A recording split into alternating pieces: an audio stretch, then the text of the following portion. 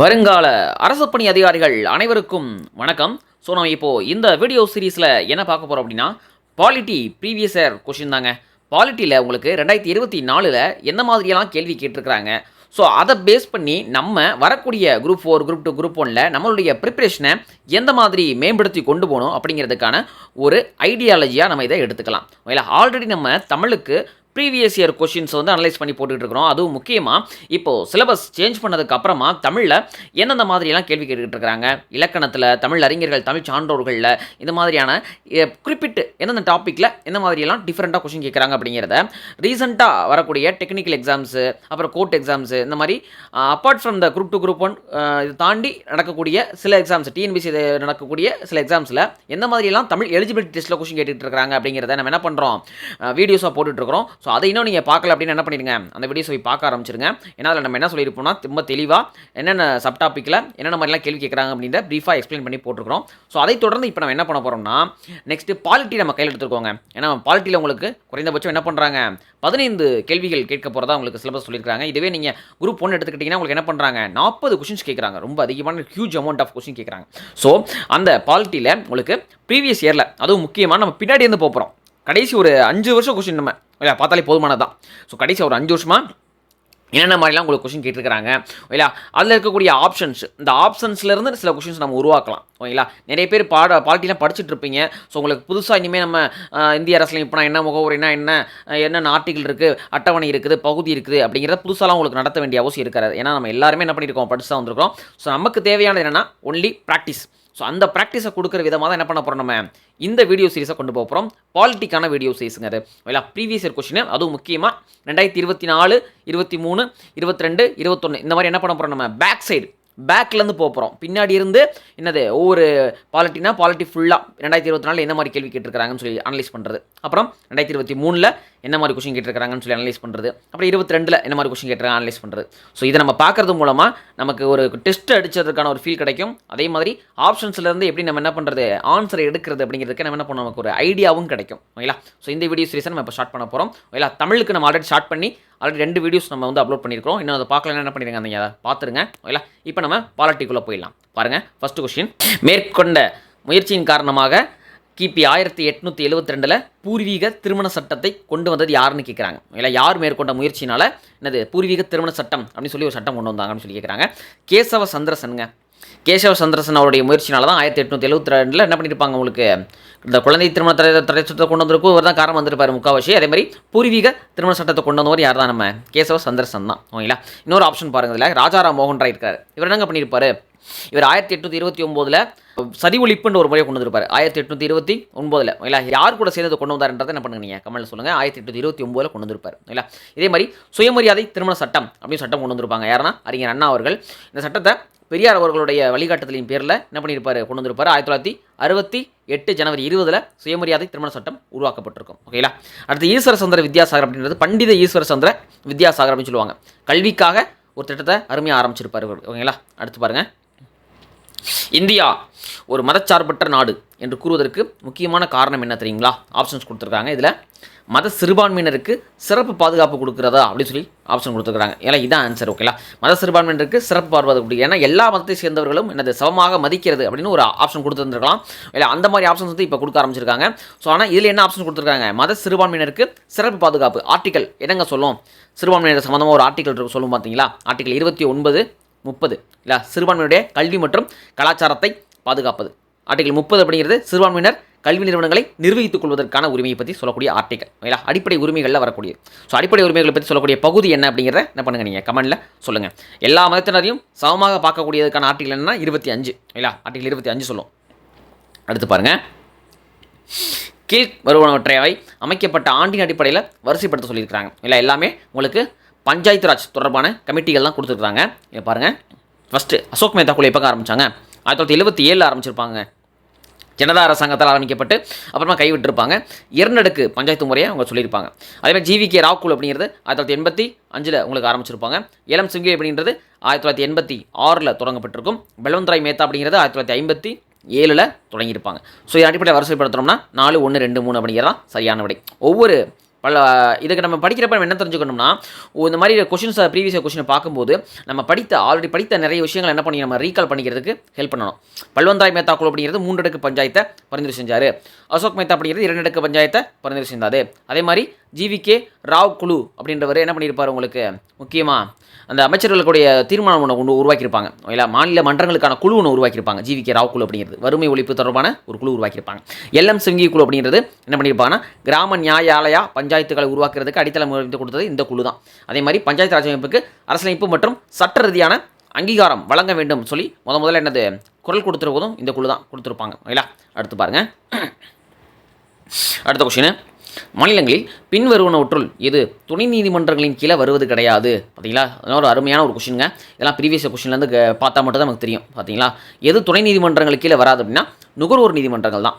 Criminal court, civil court, revenue court இதெல்லாமே என்ன வரும் உங்களுக்கு துணை நீதிமன்றங்களுக்கு கீழே வரக்கூடியது. இதுவே நுகர்வோர் நீதிமன்றம்ங்கிறது துணை நீதிமன்றங்களுக்கு கீழே வராது.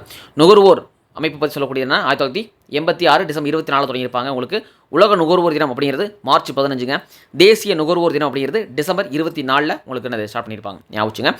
இப்போ என்ன பண்ணியிருப்பாங்கன்னா, நுகர்வோர் அமைப்பு என்ன பண்ணியிருக்காங்க, திருத்தம் பண்ணியிருக்காங்க. நுகர்வோர் உரிமை சட்டத்தை 2019 திருத்தம் பண்ணியிருக்காங்க. ஓகேங்களா, அது ஒவ்வொரு கிரிட்டீரியா நிர்ணயிச்சிருப்பாங்க. அதை பற்றி நம்ம என்ன பண்ணுவோம், தனி வீடியோவே பார்க்கலாம் நுகர்வோரை பற்றி. ஓகேங்களா, நெக்ஸ்ட் பாருங்க, அடுத்த கொஸ்டின் போயிடலாம். ஸோ நீதிமன்றங்களை பற்றி படிக்கிறனால உங்கள்கிட்ட கேட்குறேன். ஓகேங்களா, உச்ச நீதிமன்றத்தை பற்றி சொல்லக்கூடிய ஆர்டிக்கல் என்னங்க, உச்சநீதிமன்றத்தை பற்றி சொல்லக்கூடிய ஆர்டிக்கல் எப்போ ஸ்டார்ட் ஆகி எப்போ முடியும் அப்படிங்க சொல்லுங்கள். அதே மாதிரி உயர்நீதிமன்றத்தை பற்றி சொல்லக்கூடிய ஆர்டிக்கல் எப்போ ஸ்டார்ட் ஆகி எப்போ முடியும்ன்றதை சொல்லுங்கள். ஓகேங்களா, அடுத்த கொஸ்டின் போயிடலாம். 9வது அட்டவணையை பற்றி கீழ்காணக்கூடிய வாக்கியங்கள் எது தவறானதுன்னு கொஸ்டின் கேட்குறாங்க. ஓகேங்களா, 9வது அட்டவணை அப்படிங்கிறது எது தவறானதுன்னு கேட்குறாங்க. இங்கே பாருங்கள், ஃபர்ஸ்ட் ஆப்ஷனு 9வது அட்டவணை நம்ம அரசியலமைப்பு சாசனத்தின் ஒரு அசாதாரண அம்சம் சொல்கிறாங்க. ஆமாங்க, ஒரு அசாதாரண அம்சம் தான். ஏன்னா 9வது அட்டவணையில் கொண்டு போய் என்ன பண்ண, அதாவது ஒரு ஆர்டிக்கலை கொண்டு போய் வச்சிட்டோம் அப்படின்னா என்ன பண்ண முடியாது, அதை உச்சநீதிமன்றத்தினாலே என்ன பண்ண முடியாது, அதை நீதி புனராய்வு செய்ய முடியாது. ஆனால் அதுக்கப்புறமா என்ன பண்ணியிருக்காங்க, அதை ஒரு வழக்கு போட்டு அதையும் தடுத்து நிறுத்திட்டாங்க. ஓகேங்களா, கேசவானந்த பாரதி வழக்குக்கு அப்புறமா 1973 ஏப்ரலுக்கு அப்புறமா உங்களுக்கு என்னது, எந்த ஒரு வழக்காக இருந்தால் ஒரு அமைப்பாக இருந்தாலும் அது வந்து உங்களுக்கு 9வது அட்டவணையில் கொண்டு போய் வச்சிட்டா கூட என்ன பண்ண முடியாத நீதி புனராய்வு செய்ய முடியும்னு சொல்லி கொண்டு வந்திருப்பாங்க. யாரோட வழக்குக்கு அப்புறமானாக்க கேசவானந்த பாரதி வழக்குக்கு அப்புறமா அதை கொண்டு வந்திருப்பாங்க. ஓகேங்களா, அடுத்த பாயிண்ட் பாருங்கள். 9வது அட்டவணையில் கிட்டத்தட்ட 300 சட்டங்கள் பட்டியலிடப்பட்டிருக்கு. ஆமாங்க, 300 சட்டங்கள் கிட்ட தாண்டியே போய்கிட்டு இருக்குது. இப்போ 300 சட்டங்கள் கிட்ட என்னது உள்ளே வந்துருச்சு. நெக்ஸ்ட்டு ஆர்டிகல் 31 படி 9வது அட்டவணையில் இருக்கக்கூடிய அனைத்து சட்டங்களும் நீதி புனராய்வுக்கு உட்படாது என்று தெரிவிக்கிறது. கரெக்ட் தான். 9வது அட்டவணையில் ஏதாவது கொண்டு வச்சோம்னு என்ன பண்ண முடியாது, நம்ம நீதி புனராய்வுக்கு உட்படாது அப்படிங்கிறத கரெக்ட். நெக்ஸ்ட் பாருங்கள், 4வது பாயிண்ட்டு, அடிப்படை உரிமை மீறல்களுக்கு 9வது அட்டவணையில் சட்டங்கள் நீதி புனராய்வுக்கு உட்படாது. தப்பு, இது தப்பு ஆக்சுவலாக. ஏன்னா அடிப்படை உரிமை மீறல்களுக்கு 9வது அட்டவணையுடைய சட்டங்கள் நீதி புனராய்வுக்கு உட்படாது. ஏன்னா அடிப்படை உரிமையை கொண்டு போய் என்ன பண்ணிடலாம், நீங்கள் மீறுற மாதிரி ஏதாவது சட்டத்தை கொண்டு போய் என்ன பண்ணிடலாம், நீங்கள் 9வது அட்டவணையில் படி வச்சிட்டிங்க அப்படின்னா அது நீதி புனராய்வுக்கு உட்படாதுன்னு சொல்லி என்ன பண்ண முடியாது, நீங்கள் அதை சொல்ல முடியாது. ஏன்னா அடிப்படை உரிமை அப்படிங்கிறது அரசியலமைப்பின் அடிப்படை கட்டமைப்பு போன்றது. அதை கொண்டு போய் என்ன பண்ண முடியாது, நீங்கள் 9வது அட்டவணையில் வைக்கக்கூடாது. ஓகேங்களா, நெக்ஸ்ட் கொஸ்டின் பாருங்கள். 2010 திருத்தப்பட்ட 1951 ஆண்டின் மக்கள் பிரதிநிதித்துவ சட்டமானது டேஸுக்கு வாக்களிக்கும் உரிமை வழங்குகிறது அப்படின்னா வெளிநாடுகளில் வாழக்கூடிய இந்திய பாஸ்போர்ட் வைத்திருக்கிறவர்களுக்கு. ஓகேங்களா, அதாவது வெளிநாட்டில் வேலை பார்த்துக்கிட்டு இருப்பாங்க, அதாவது OIH அப்படின்னு சொல்லுவாங்க, அதாவது ஓவர்சீஸ் இந்தியன் பாஸ்போர்ட் ஹோல்டர்ஸ். வெளிநாட்டில் இருக்கக்கூடிய இந்திய பாஸ்போர்ட் வச்சிருக்கவங்களுக்கு என்ன கிடைக்கும், அவங்களுக்கு வாக்களிக்கும் உரிமை வழங்கப்படுகிறது. எந்த சட்டத்திருத்தின் அடிப்படையில் 2010 ஆண்டு கொண்டு வரப்பட்ட சட்டத்திருத்தம். அதாவது 1951 தான் முதல்ல உங்களுக்கு என்ன பண்ணியிருப்பாங்க, மக்கள் பிரதிநிதித்துவ சட்டம் அப்படின்னு ஒன்று கொண்டு வந்திருப்பாங்க. அதுக்கப்புறம் 2010 அதை திருத்தம் பண்ணியிருப்பாங்க. ஓகேங்களா, திருத்தம் பண்ணதுக்கப்புறமா தான் வெளிநாட்டில் வாழக்கூடிய இந்தியர்கள் என்ன பண்ணலாம், பாஸ்போர்ட் வச்சிருக்கக்கூடிய இந்தியர்கள் இங்கே வாக்களிக்கும் உரிமை பெற்றிருக்கலாம் அப்படின்னு சொல்லுவாங்க. அடுத்த பாயிண்ட் பாருங்கள். அடுத்த கொஸ்டின், இந்திய நாடாளுமன்றத்தில் மசோதாவை நிதி மசோதா அல்லது சாதாரண மசோதா என முடிவு செய்கிறது யாருங்க? பண மசோதான்னு சொல்லி முடிவு செய்கிறதே சபாநாயகர் தான். அப்போ சாதாரண மசோதா நிதி மசோதா மட்டும் அவர் முடிவு பண்ணாமல் பெறுவார், அதுவும் சபாநாயகர் தான். ஓகேங்களா, சபாநாயகரை பற்றி சொல்லக்கூடிய ஆர்டிகல் என்னங்க உங்களுக்கு தெரியுங்களா? தெரிஞ்சால் சொல்லுங்கள். மக்களவை சபாநாயகர் சொல்லக்கூடிய ஆர்டிகல் வந்து 93ங்க. ஓகேங்களா, மக்களவை சபாநாயகர் சொல்லக்கூடிய ஆர்டிகல் என்னது 93. ஓகேங்களா, அடுத்து வந்துருங்க. இந்திய அரசியலமைப்பின் 360வது விதி எதை பற்றி கூறுகிறது அப்படின்னு சொல்லி கேட்குறாங்க. நிதி நெருக்கடி தான் நமக்கு தெரியுமே. என்னது, தேசிய நெருக்கடி, மாநில நெருக்கடி, நிதி நெருக்கடி. மொத்தம் 3 வகையான நெருக்கடிகள் இருக்குது. இதில் தேசிய நெருக்கடி அப்படிங்கிறது ஆர்டிகல் 352, மாநில நெருக்கடி அப்படிங்கிறது 356, நிதி நெருக்கடி அப்படிங்கிறது ஆர்டிகல் 360. ஓகேங்களா, ஞாபகம் வச்சுங்க. அடுத்து வாங்க. பஞ்சாயத்து ராஜ் தேர்தல் தொடர்பான சர்ச்சைகளை தீர்ப்பதற்கு ஒவ்வொரு மாநிலத்திலும் நீதித்துறை தீர்ப்பாயத்தை உருவாக்க வேண்டும் என பரிந்துரை செய்த குழு எல்எம் சிங்வி குழு. இப்போ தான் நம்ம படித்தோம், கிராம நியாய பஞ்சாயத்துகளை ஏற்படுத்த வேண்டும் சொல்லியிருப்பாங்களா, அதே மாதிரி தான் என்ன சொல்லியிருப்பாங்க எல்எம் சிங்வி, இந்த மாதிரி ஒவ்வொரு ஸ்டேட்லேயும் நீதித்துறை தீர்ப்பாயத்தை உருவாக்க வேண்டும் அப்படின்னு சொல்லி என்ன பண்ணியிருப்பாங்க, பரிந்துரை கொடுத்துருப்பாங்க. ஓகேங்களா, ஞாபகம் வச்சுங்க.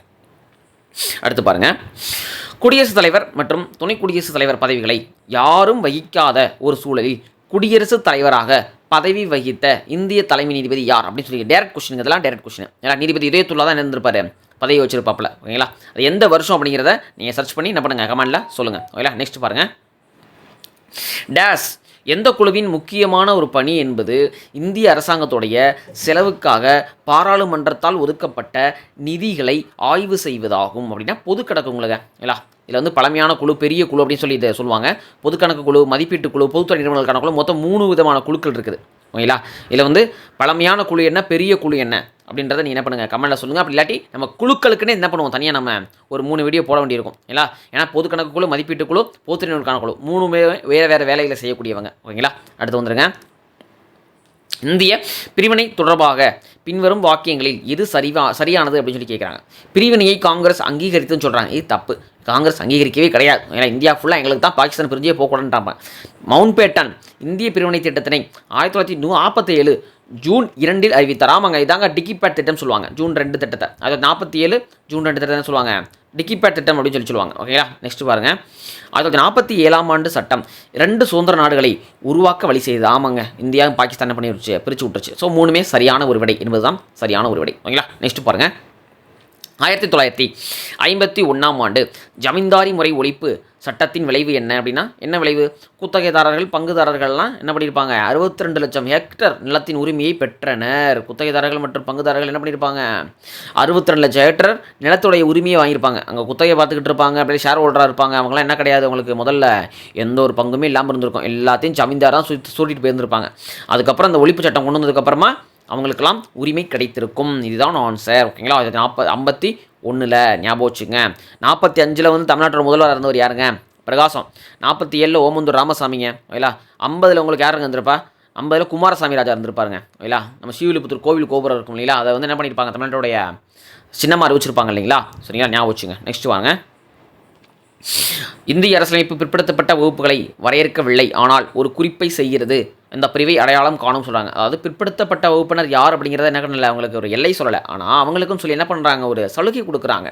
அதான் ஆர்டிகல் 16 4 அவங்களுக்கும் சொல்லி என்ன பண்ணலாம், கல்வி இந்த மாதிரி என்ன பண்ணலாம், சிறப்பு சலுகைகள் வழங்கலாம் சொல்லியிருப்பாங்க. இல்லை, கல்வி சம்பந்தமான சிறப்பு சலுகைகள் வழங்கலாம் சொல்லியிருப்பாங்க. இது வந்து ஜவஹர்லால் நேரு அவர்களுடைய முயற்சினாலையும் 1வது திருத்த சட்டம் 1951 தாங்க இதை கொண்டு வந்திருப்பாங்க.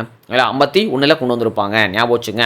அடுத்த கொஸ்டின் பாருங்க, அரசு தேசிய வாழ்வின் அமைவனங்கள் அனைத்திலும் சமூக, பொருளாதார, அரசியல் நீதி நிறைந்து நிலவுவதான ஒரு சமூக முறை அமைவினை பயனுற எய்தி பாதுகாத்து மக்களின் நலப்பாட்டை வளர்த்திட அறுதியின் முயலுதல் வேண்டும் என்று கூறக்கூடிய ஆர்டிகல் என்ன அப்படின்னு சொல்லி கேட்குறாங்க. பார்த்தீங்களா, எவ்வளோ பெரிய கொஸ்டின் கேட்டிருக்காங்க. ஆனால் இதுலேருந்து நீங்கள் என்ன பண்ணணும்னா, உங்களுக்கு படித்த தெரிந்த வார்த்தைகள் ஏதாவது இருக்கான்றதை என்ன பண்ணணும், இந்த மாதிரி பெருசாக ஒரு வார்த்தை கொடுத்துட்டாங்கன்னா உங்களுக்கு தெரிந்த மாதிரி ஏதாவது வார்த்தை இருக்கான்னு பாருங்களேன். இங்கே பாருங்கள், மக்களின் நலப்பயன்பாட்டை வளர்த்திட, நமக்கு தெரியும் மக்கள் நல அரசுன்னு ஆர்டிகல் 38 ஞாபகம் இருக்குங்களா உங்களுக்கு. இல்லை, நால்சா தேசிய சட்டசேவை அதிகார சட்டம் 1987 கொண்டு வந்திருப்பாங்க. மக்கள் நல அரசை பற்றி சொல்லக்கூடிய ஆர்டிகல் 38. சரிங்களா, ஸோ அதுலேருந்து என்ன பண்ணணும், நீங்கள் பிடிக்கணும். சரிங்களா, உங்களுக்கு படித்த அதே வார்த்தைகள் அப்படியே கேட்பாங்கன்னு சொல்ல முடியாதுங்க.